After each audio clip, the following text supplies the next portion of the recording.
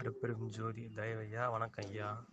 நம்ம ஃப்ரெண்டு ஒருத்தர் நேற்று பேசிகிட்டு இருக்கும்போது கேட்டாருங்க ஐயா, ஃபஸ்ட்டு இறைவன் அப்படின்றவர் இருந்தாரா, இல்லை இந்த பிரபஞ்சம் அப்படின்றது உருவாச்சா? ஃபஸ்ட்டு இறைவன் தான் இருந்தார், அதுக்கப்புறம் தான் அவர் தான் எல்லாத்தையும் உருவாக்குனாரு அப்படின்னு சொன்னேன். அப்போ எதுக்கு இவ்வளோதையும் உருவாக்கியிருக்காரு? எதுக்கு இவ்வளோ கேலக்ஸி, அண்டம், பிரபஞ்சம், அது நம்ம பூமி, இதுக்குள்ளே எதுக்கு இவ்வளோ பொருள்களை உருவாக்கியிருக்கிறாரு அப்படின்னு கேட்குறாருங்க ஐயா. இதுக்கு ஒரு சரியான பதில் சொல்லுங்க ஐயா. ஓம் ராமலிங்காய நம. அருட்பெரும் ஜோதி அருட்பெரும் ஜோதி தனிப்பெரும் கருணை அருட்பெரும் ஜோதி. அன்பு வடிவம் ஐயா வந்தனம், ஐயா வந்தனம். அதாவது நீங்க கேட்கறதுன்னா, ஃபஸ்ட்டு இறைவன் இருந்தாரா, அப்புறம் இந்த உலகத்தை அவர் படைச்சாரா? அப்படி படைச்சாருன்னா இத்தனை கோடி அண்டங்கள் எதற்கு அப்படின்னு கேட்குறீங்க. இதில் இன்னொரு கேள்வி விட்டுட்டீங்க, முக்கியமான கேள்வி. எத்தனை கோடி அண்டங்களாக இருக்கட்டும், அவைகள் எல்லாமே உணர்வு அற்ற ஜடம்தான். ஆனால் எத்தனையோ கோடி கோடி கோடிக்கணக்கான எண்ணிறந்த கோடிக்கணக்கான உயிர்கள், மனிதர்கள்லாம் இருக்காங்க இல்லையா? இவ்வளோ பெரிய ஏன் படைச்சாரு? ஒவ்வொருத்தருடைய வாழ்க்கையிலையும், அது உயிராகட்டும் மனிதராகட்டும், எத்தனை விதமான கஷ்ட நஷ்டங்கள், துன்பங்கள், வலிகள், இன்ப துன்பங்கள், அவஸ்தைகள், அந்த வாழ்க்கையில் ஒவ்வொரு நாளையும் நம்ம கடத்துறது எவ்வளோ கஷ்டமாக இருக்குது. பசி தாகம் முதலான துன்பங்கள், தீராத வியாதிகள், வாழ்க்கையில் எத்தனை எத்தனை சுமைகள், இதெல்லாம் ஏன் ஆண்டவர் படைச்சிருக்காரு? அதை கேட்கலையே நீங்கள். அதையும் ஒரு கேள்வியாக வச்சுக்கிட்டு பார்ப்போம். அதாவது வள்ளல் பெருமான் இந்த மாதிரி கேள்வியெல்லாம் நம்முடைய மனதில் எழும் அப்படின்றதுக்காக தான் அருட்பெருஞ்சோதி மகாமந்திரத்தை கொடுத்துருக்கார். நம்ம மகாமந்திரத்தை எப்படி உச்சரிக்கிறோம்னா, அருட்பெருஞ்சோதி அருட்பெருஞ்சோதி தனிப்பெருங்கருணை அருட்பெருஞ்சோதின்னு உச்சரிக்கிறோம். அது சரிதான். ஆனால் வள்ளல் பெருமான் பேருபதேசத்தில் தான் இந்த முழு மந்திரத்தை நமக்கு தெரிவிக்கிறார். திருவருட்பால மற்ற இடத்துல இருக்கிற மாதிரி தெரியல. இந்த முழு மந்திரமும் மற்ற இடத்துல இருக்கிற மாதிரி தெரியல. அதை மேட்டுக்குப்பத்தில் தான் தன்னுடைய திருவுருவை மறைப்பதற்கு முன்பாக சுத்த சன்மார்க்க கொடியேற்றி வைக்கும் போது அந்த பேருபதேசத்தில் தான் முதல் முறையாக அந்த மகாமந்திரத்தை சொல்கிறார். சரி, தினசரி நம்ம இந்த மகாமந்திரம் படிக்கிறோம். அதில் ஏன் 3 முறை அருட்பெருஞ்சோதி வருது? ஏன் ஒரே ஒரு முறை தனிப்பெருங்கருணை வருது? 3 முறை அருட்பெருஞ்சோதி சொல்லணுமா? ஒரு முறை சொன்னால் போதாதா அப்படின்னு நம்ம கேட்டு பார்த்தா அதற்கு தக்க பதில் அந்த மந்திரத்திலே இருக்கு. இந்த மந்திரத்தை இப்படி தான் எழுதணும் அப்படின்னு வள்ளல் பெருமான் அந்த காலத்தில் எழுதி காமிக்கலை. அப்படி எழுதி பார்த்தா தான் நமக்கு ஆண்டவருடைய முழு உண்மை விளக்கம் நமக்கு தெரிய வரும் அப்படின்றாரு நமது திண்டுக்கல் சுவாமி சரவணானந்தா அவர்கள். எப்படின்னா, இந்த மகாமந்திரத்தை நம்ம 2 வரியில் எழுதுகிறோம். அப்படி அல்ல அப்படின்றார். முதல் ஒரு வரி, இரண்டாவது ஒரு வரி, மூணாவது ஒரு வரி, 3 வரியில் அந்த 4 சொற்றொடரை 3 வரியில் அமைச்சு பார்க்கணும். அப்படி தான் வள்ளலார் அமைச்சு கொடுத்துருக்காரு அப்படின்றார். அது எப்படின்னா, அருட்பெருஞ்சோதி, அடுத்ததாக அருட்பெருஞ்சோதி தனிப்பெருங்கருணை, 3வது தான் அருட்பெருஞ்சோதி. ஆக முதல் வரியிலையும் 3வது வரியிலையும் ஒரு அருட்பெருஞ்சோதி, ஒரு அருட்பெருஞ்சோதி. நடுவில் இருக்கிறதுலையும் ஒரு அருட்பெருஞ்சோதி ப்ளஸ் தனிப்பெருங்கருணை. சரி, இது எதை குறிக்குதுன்னா, இப்போ ஒரு மனிதன் எடுத்துக்கிட்டோம்னா, இந்த உடம்பு எடுத்துக்கிட்டோம்னா தலைப்பகுதி, கால் பகுதி, இடையில் இருக்கிற உடம்பு பகுதி, அதாவது தலை, இடை, கடை, அந்த மாதிரி. அது ஒவ்வொரு நம்ம உடம்புல அந்த 3 பிரிச்சிடலாம். கண்டத்துக்கு மேலே தலைப்பகுதி, அது ஒரு இடுப்பு கீழே கால் பகுதி, அது கடை. இடைநிலையில் கழுத்தில் இருந்து இடுப்பில் இருக்கிற இது எல்லாமே இடைநிலை. இதே மாதிரி தான் இறைவனுக்கு அடி, நடு, முடி அப்படின்னு 3 நிலைகள் ஒன்றுத்திலே அடங்கியிருக்கு. அந்த இறைவன், கடவுள், இறைவன் அப்படின்னாலே இருப்பவன். இருப்பவன்னா இந்த சின்ன ரூல்ல, இந்த வல்லின ரை, வல்லின ரூ, இரு அப்படின்னா அது வந்து திடமா, நித்தியமா, உறுதியா, நிலையா, என்றும் அந்த அகண்ட வெளி முற்றும் உறைந்து இருப்பது, உறுதியாக இருப்பது, நிலையாக இருப்பது, கூடுதலும் குறையாமலும் இருப்பது அப்படின்றதுனால்தான் இரு அப்படின்ற ஒரு நிலை. அதுதான் இறைவன். இப்போ அப்படி வெட்ட வெளியே உண்மையில நம்ம கண்ணால் பார்க்க முடியாது. உண்மையில ஆகாயத்தை கண்ணில் பார்க்க முடியாது. நம்ம பார்க்குற ஆகாயம்ன்றது அது காற்று மண்டலத்தில் அந்த சூரியனுடைய ஊதா கதிர்கள் சிதறல் அடைகிறதுனால நான் அந்த காற்று மண்டலம் நமக்கு நீளமாக தெரியுது. அந்த காற்று மண்டலம் வானத்தில் இருக்கிறதுனால வானமே நீளமாக தெரியுதான் நினைக்கிறோம். ஆக்சுவலாக ஆகாயம் என்பது கண்ணுக்கு தெரியாது, ஸ்பரிசிக்க முடியாது. இப்போ நம்ம ஒரு அறையில் உட்காந்துருக்கோம், நம்ம சுற்றி இருப்பது ஆகாயம்தான், ஒரு வெற்றிடம். அந்த வெற்றிடத்துக்கு ஆதாரமாக, அந்த வெற்றிடம்ன்றது தான் பூதாகாசம், அதுக்கும் ஆதாரமாக இருக்கிற ஒரு பொருளை தான் மெய்ப்பொருள் அப்படின்னோம், சத்துப்பொருள்னோம், இயற்கை உண்மை என்றோம், அன்பு இருப்பென்றும் சுத்த சன்மார்க்கில் சொல்லப்படுது. அந்த ஒரு சூன்ய வெளின்னு தான் அதை சொல்லணும். அது சரவணந்த சுவாமி அதை சூன்ய வெளின்னு சொல்லுவார். சூன்ய வெளின்னா அதை கண் இருக்கிறவங்க கூட நமக்கு உணர்வு இருக்குது, இருந்தாலும் அதை உணர முடியாது. அதனால் இறைவனுக்கு கல்வன் அப்படின்னு ஒரு பேர். மணிவாசக பெருமான் தோன்றா பெருமை என புலன்களுக்கும் மனதிற்கும் உயிர் உணர்வுக்கும் ஏன் ஆன்ம அறிவுக்கு கூட முழுமையாக எட்டாத ஒரு பொருளாக, இரகசிய பொருளாக இறைவன் இருக்கிறார்.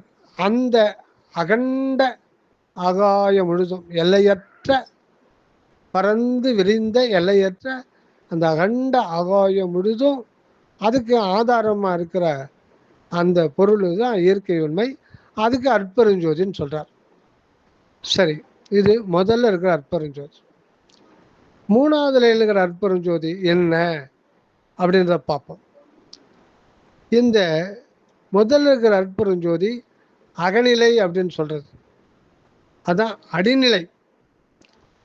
அது எல்லாவற்றிற்கும் எப்படி திருவள்ளுவர் சொல்கிறாரோ, அகர முதல எழுத்தெல்லாம், எப்படி 247 தமிழ் எழுத்துக்களுக்கும் ஆன்ற எழுத்து தான் முதல் ஆக இருப்பது போல, நாம் கண்ணால் காண்கின்ற இந்த உலகம், அண்டம், பிண்டம், கோள்கள், ஆற்றல்கள், செயல்கள், இங்கு வாழுகின்ற உயிரினங்கள், இந்த உயிருக்கு கொடுக்கப்பட்டிருக்கிற உடல், மனம், உணர்வு, அனுபவங்கள், சூழ்நிலைகள் அனைத்தும் அந்த ஆதாரப்பொருள், அகண்ட விளக்கிற ஆதாரப்பொருள், அதுதான் அற்பெருஞ்சோதி.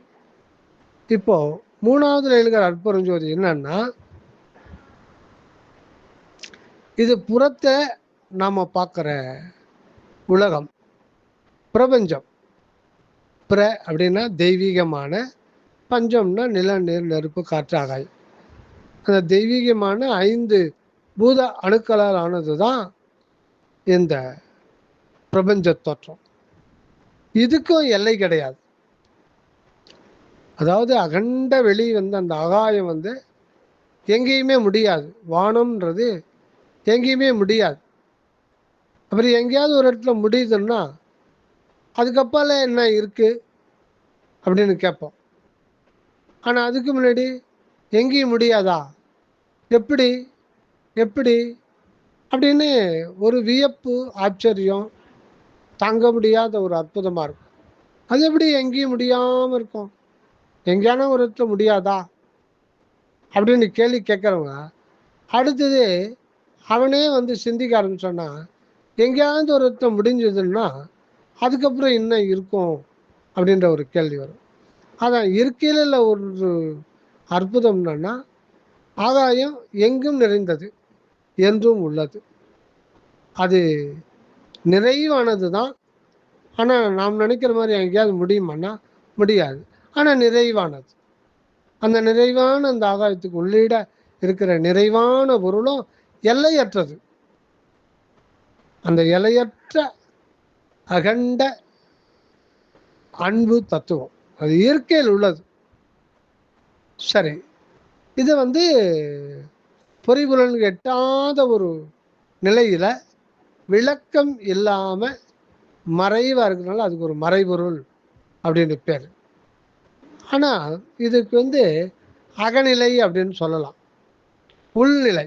உள்நிலைன்னா அது உள்ளீடா இருக்கிறது. அது வந்து வெளிப்படையா அதை நம்ம இது பண்ண முடியாது.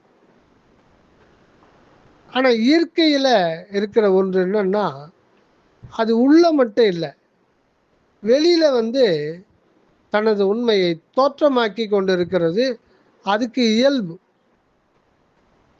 அப்படித்தான் வெளியில நாம பார்க்குற பிரபஞ்சம் எல்லாமே அந்த உள்ளீடாக அகநிலையில் இருக்கிற ஒன்றனுடைய விளக்கம். அனைத்துமே விளக்கம். இதுக்கு பேர் இயற்கை விளக்கம். இந்த பிரபஞ்சம்ன்றதே ஒரு இயற்கை விளக்கம். எப்படி இயற்கை உண்மை வந்து எல்லையற்று எங்கும் நிறைந்திருக்கோ அதே மாதிரி எல்லையற்றும் எங்கும் நிறைந்த அந்த இயற்கை உண்மை வெளியினுடைய மேற்பரப்புல வெளிப்புறத்துல தனது உண்மையை பலவாறாக, பல கோள்களாக, பல அண்டங்களாக தன்னுடைய இயலாலும் செயலாலும், அதாவது அருள் என்கின்ற இயல்பாலும், இயல்புன்னா தன்மை. ஒரு மனிதன் இருக்கான்னா அவருக்கு ஒரு தன்மை இருக்கும் இல்லைங்களா? ஒரு மனிதன் இருப்பான், அவன் எப்படி பால், ஐயோ அவன் ரொம்ப கோவக்காரன் பாருங்க. சரி, அவன் எப்படிப்பா தாமோதரான், அவன் ஏன்பா அவன் கேட்குறான், ரொம்ப ரொம்ப நல்லவன்பாங்க, ரொம்ப வந்து கருணை உடையவன். சரி, அந்த ஆளு கதிர்வேலு, ஐயா அவன் இன்னொருத்தருக்கு கொடுக்கணுன்ற ஒரு எண்ணமே இருக்காதுப்பா. இப்படி ஒரு மனிதன் எடுத்துட்டா அந்த மனமானது அவன் எப்பேற்பட்டவன், அவன் எத்தன்மையானவன் அப்படின்னு நம்ம விசாரிக்கிறோம். ஏன்னா ஒரு இருப்புன்னு இருக்குன்னா அதுக்கு ஒரு தன்மை இருக்கும். ஜடப்பொருளுக்கும் ஒரு தன்மை உண்டு. அதே மாதிரி இறைவனுக்கு இயற்கையில அவரோடு அவராய் அத்துவிதமாய் ஒரு தன்மை இருக்கு. அந்த தன்மைக்கு பேர் தான் அருள். அந்த அருள் தான் அவருக்கு உள்ளமா இருக்கு. கடவுளுக்கு ஒரு உள்ளம் இருக்கு. அதை திருவுள்ளம் அப்படின்னு ஞானிகள் சொல்லுவாங்க. கடவுளுடைய திருவுள்ளம் அப்படின்னா அவருடைய அருள் தன்மை. அவருடைய அருள் தன்மை தான் கடவுளுடைய அறிவா இருக்கு. கடவுளுக்கு ஒரு அறிவு இருக்குன்னா அது என்னன்னா அவருடைய அருள் தன்மை என்கின்ற உணர்வு. இதுதான். ஆக அந்த அருள் தன்மையானது தனது உண்மையை வந்து வெளியிலேயே காட்டிக்கிட்டு இருக்கிறது. அது ஒரு இயல்பு. உள்ள இருக்குது, வெளியில தோற்றமா இருக்கு. வெளியில தோற்றமா வரும்போது இயக்கத்திலேயே இருக்கு. உள்ளீடா இருக்கும்போது நிலையான, அசைக்க முடியாத, உறுதியான, கூடுதலும் குறைதலும் இல்லாத இருக்கின்ற ஒரு அற்பெரும் ஜோதி வெளியில புறத்துல தன் உண்மையை சதா தனது எல்லையற்ற இயலாலும் எல்லையற்ற செயலாலும் அது எல்லாம் வல்லதாய், எல்லாம் உடையதாய், எல்லாம் ஆனதாய் ஆக இந்த 3 தன்மையோடு புறத்துல தன்னுடைய சர்வ வல்லபத்தை, எல்லையற்ற சர்வ வல்லபத்தை மனதினால் கற்பனை அணுவளவு கூட கற்பனை செய்து கூட பார்க்க முடியாத தனது எல்லை இல்லாத ஒரு வல்லபம். அந்த வல்லபத்துக்கு எல்லை என்பது கிடையாது. அதுதான் இயற்கை விளக்கம். ஆண்டவருடைய அருள் இயல் அவருடைய தன்மை சர்வ வல்லபத்தை, எல்லாம் வல்ல தனது திறத்தை, அருள் திறத்தை இயற்கை விளக்கமாக புறத்திலே காட்டிக்கும் போது அதுதான் எண்ணற்ற கோடி கோடி கோடி அண்டங்களாக விளங்குகிறது. இப்போ நாம் இருக்கிற பூமி இது ஒரு பால்வெளி அண்டத்துக்கு உள்ளே இருக்குன்னு சொல்கிறாங்க விஞ்ஞானிகள். அதாவது மில்கி வே கேலக்ஸி. ஒரு மில்கி வே கேலக்ஸி எடுத்துக்கிட்டோம்னா 10,000 கோடி சூரிய குடும்பங்கள் இருக்கு. இப்போ நாம் ஒரு இதில் இருக்கோம், பகுதி அண்டம். நம்ம பகுதி அண்டகத்தில் நடுநாயகமாக தலைவனாக முதற் பொருளாக இருக்கிறது சூரியன். அதிலிருந்து வெளிப்பட்டது தான் செவ்வாய், பூமி, புதன், வியாழன், வெள்ளி, யுரேனஸ், நெப்டியூன், புளூட்டோ, வியாழன். இந்த மாதிரி 9 கோள்களுக்கு இன்னும் நிறைய கண்டுபிடிச்சிட்டு இருக்காங்க. இதனுடைய விஸ்தூரம் பார்த்தோம்னா எத்தனையோ கோடி கோடி கோடி மைல்கள் பரப்பளவு, பல லட்சம் கோடி மைல்கள் பரப்பளவை கொண்டது, சதுர கிலோமீட்டர் கொண்டது, இந்த சுற்றளவு கொண்டது இந்த ஒரு பகுதி அண்டம். இதனுடைய எல்லையே கணக்கிட முடியாது.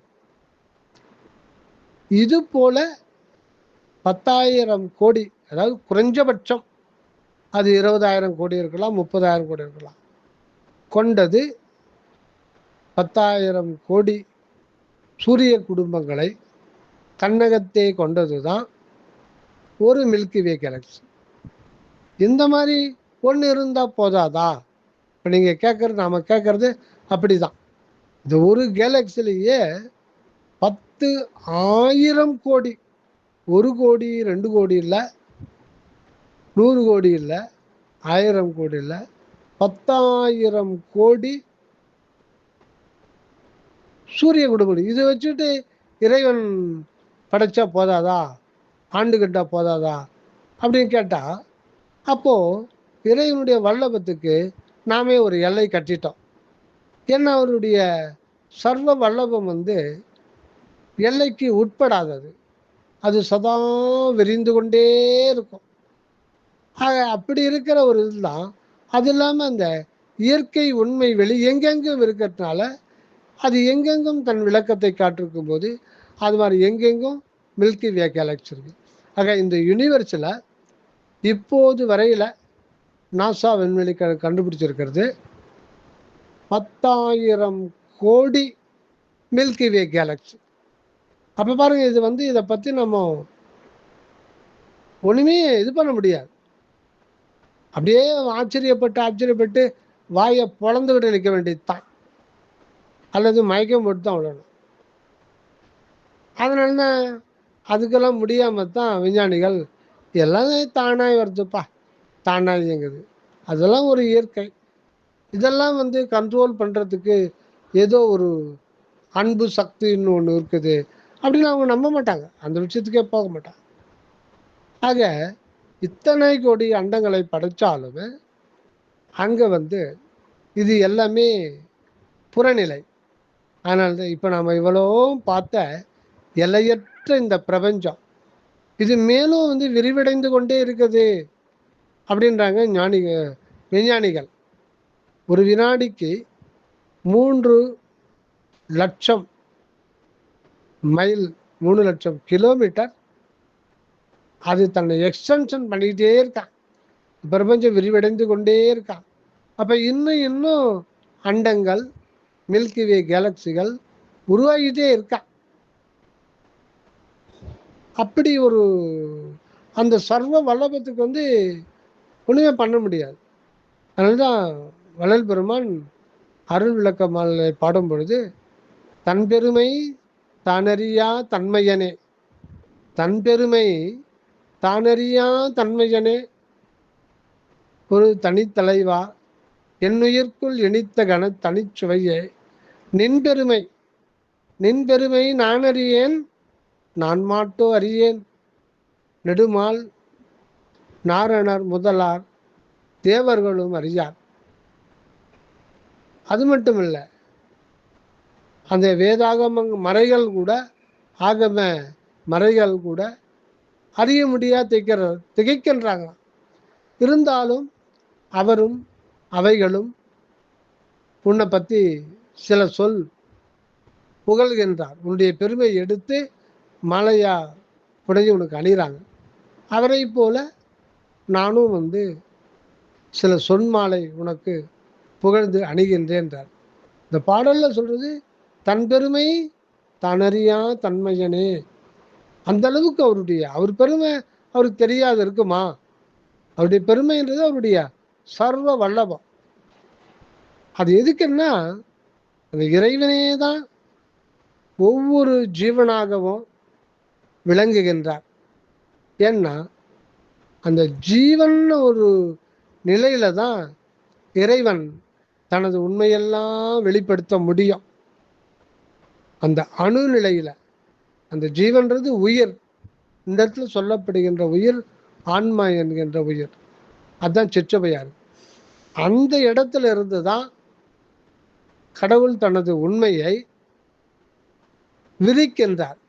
சர்வ வல்லபத்தையும் அங்குதான் செயல்படுத்துகின்றார். அந்த இடம்தான் சிற்றபை.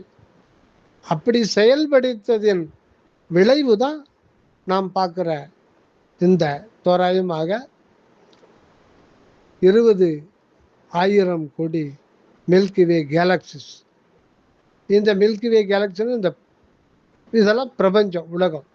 இதுதான் 3வது வரியில் இருக்கிற அற்பெரும் ஜோதி. முதல்ல இருக்கிறது அகண்ட வெளியில் இருக்கிற அருவ மார்க்கத்தை பார்த்தோம். ஆக அகண்ட வெளியில் இருக்கிற இயற்கை உண்மை அது அற்பெரும் ஜோதி, அது அருவமாக இருக்கு. அதுதான் இயற்கை உண்மை. அது தனது தன்மையாகிய தனது இயல்பாகிய அருளாலும் தனது அந்த இயல்பினுடைய இடையறா செயல்னால அருட்செயல்னால இந்த பிரபஞ்சத்தை ஒவ்வொரு வினாடியும் ஒரு நிகழ்ச்சியாகவே அதனுடைய மேற்பரப்பில் வைத்திருக்கிறது. அந்த மேற்பரப்பைத்தான், அந்த இயற்கை உண்மை வெளியின் மேற்பரப்பு தான் நம்ம வந்து பிரபஞ்ச தோற்றமா அது சதா இயக்கத்தில் இருக்கிறது.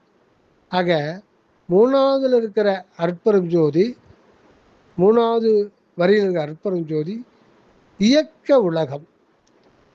அந்த அற்பெரும் ஜோதி ஈக்குவல் டு இயக்க உலகம், சதா இயக்கம். அதாவது உண்மையினுடைய ஒரு நிகழ்ச்சியாகத்தான் இந்த பிரபஞ்சமே இருக்கு. இது ஒரு அற்பெரும் ஜோதி தான். ஆக முதல்ல இருக்க பார்த்துட்டோம் அருவம். இப்போ 3வது இருக்கிற பார்க்குற பிரபஞ்ச அற்பெரும் ஜோதி, இது உருவம். சரி, இந்த அருவம் அகநிலை, உருவம் புறநிலை.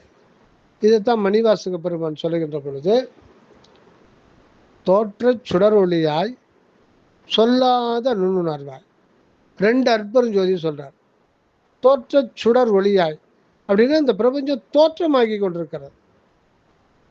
எல்லாமே இது உண்மையினுடைய தோற்றம், உண்மையினுடைய விளக்கம். இது தோற்ற சுடர் ஒளியாய், எங்கும் இந்த ஒளி பிரபஞ்ச ஒளியாக, பிரபஞ்ச ஜோதியாக வெவ்வேறு அண்டங்கள், பொருள்கள், பண்டங்கள், உடல்கள், மனங்கள் இதெல்லாம் கொண்டது தான் இந்த பிரபஞ்சம். இதுதான் 3வது அற்பெரும். இது உருவம். ஒன்று அகநிலை பார்த்துட்டோம், அதுதான் அடிப்படையானது. அடிப்படையானதுன்னா அதை அடிநிலைன்னு சொல்லலாம். அந்த அடிப்படையான ஒன்று தான் தன்னுடைய அருள் செயலாலோ அருள் இயலாலோ புறத்தில் தன்னை பிரபஞ்ச அற்பெரும் ஜோதியாக தோற்றம் காட்டி கொண்டிருக்கிறது. இது புறநிலையில், இதுதான் முடிநிலை. சரி, நடுநிலை அப்படின்றது எது? அதுதான் சிற்றபை. நடுநிலையிலிருந்து தான் புறத்தையே சதா நிகழ்த்தம் செய்து கொண்டிருக்கிறார். அந்த நடு எங்க இருக்கு இந்த உலகத்துலனா, ஒவ்வொரு உயிருக்கும் தலை அக மையத்திலே, தலை நடுவிலே, சிற நடுவிலே, அதாவது தலைக்குள்ள அண்ணாக்குக்கு மேல புருவ மத்திக்கு நேர் உட்பாகத்தில் சிரோ மத்தியத்தில் ஒரு அணு, சிற்றணு, அது ஒரு உணர்வு. இதுதான் நடு.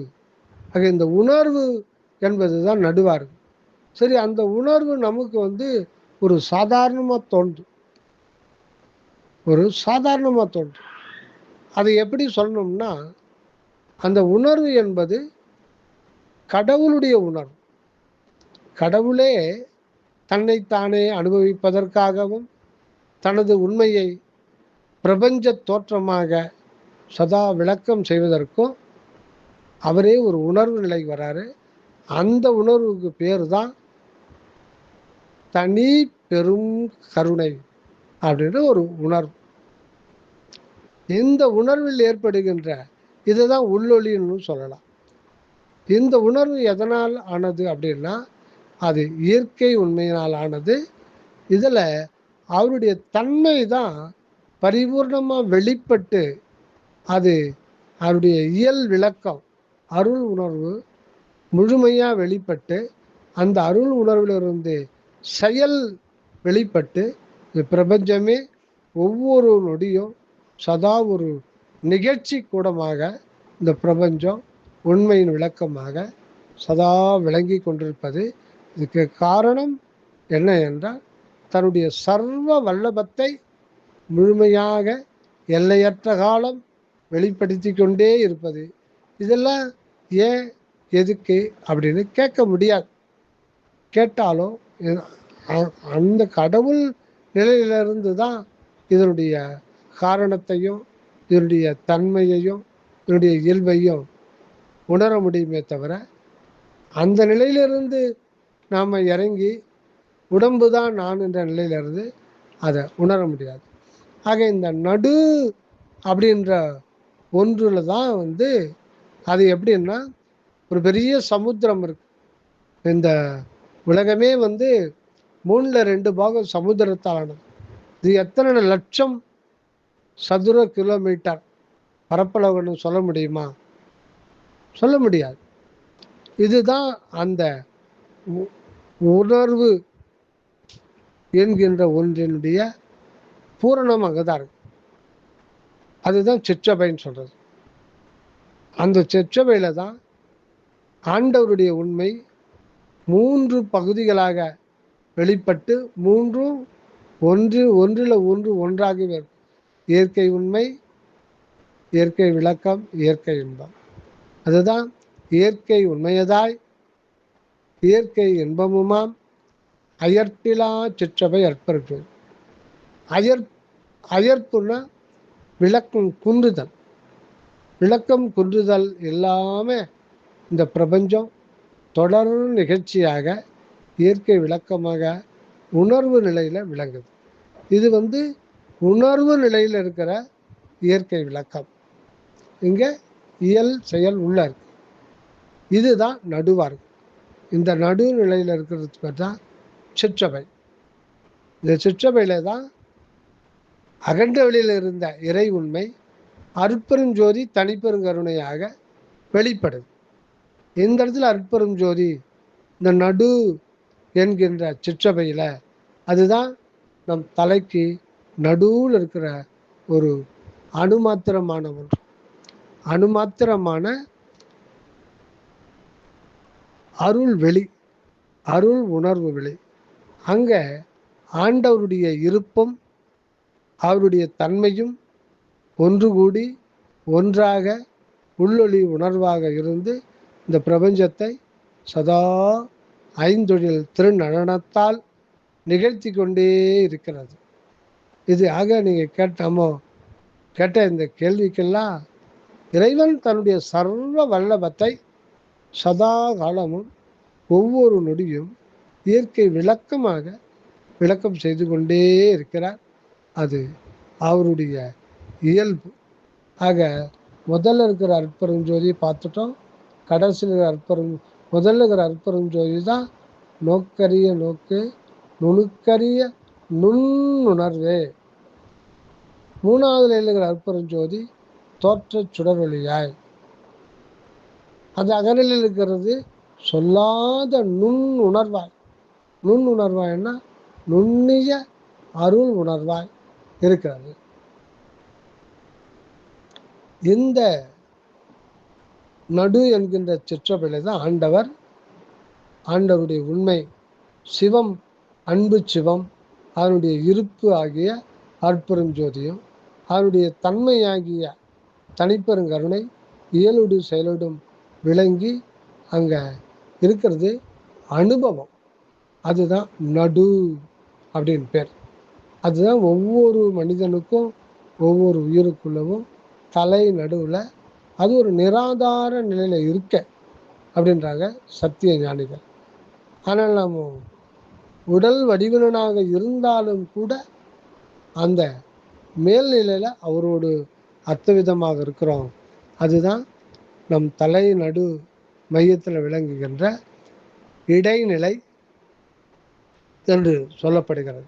இங்குதான் ஆண்டவர் அற்பெருஞ்சோதி தனிப்பெருங்கருணையாக சிவமும் சக்தியாக வெளிப்படுகின்றார்.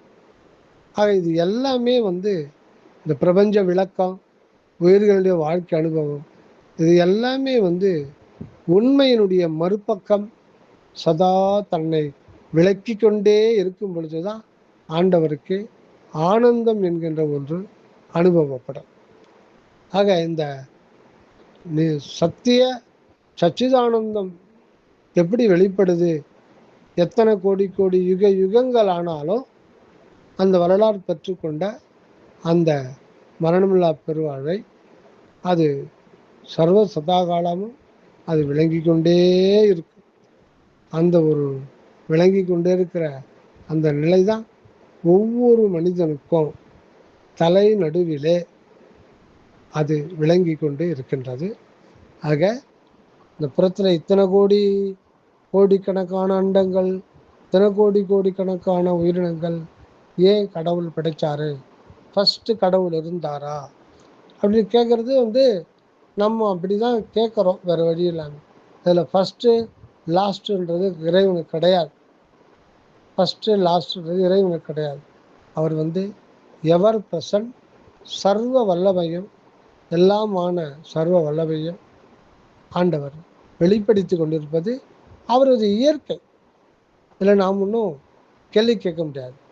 அந்த இயற்கை விளக்க திரு நடன நிகழ்ச்சியில் இவ்வளோ பெரிய உலகம் எத்தனையோ கோடி ஆண்டுகளாக அது இயங்கி கொண்டே இருக்கிறது. அதில் ஒரு அற்ப சிறு தான் நாம் இங்கே வந்திருக்கோம். அதனால் எல்லாமே அருள் விளக்கமே. அந்த அருள் விளக்கம் எல்லையற்ற வல்லபத்தை கொண்டது என்பதை வெளிப்படுத்தி இந்த உயிர் உணர்வின் மூலமாகத்தான் அந்த ஆனந்தத்தை ஆண்டவர் அனுபவிக்க வருகின்றார். தயவையா, நன்றி, வந்தனம்.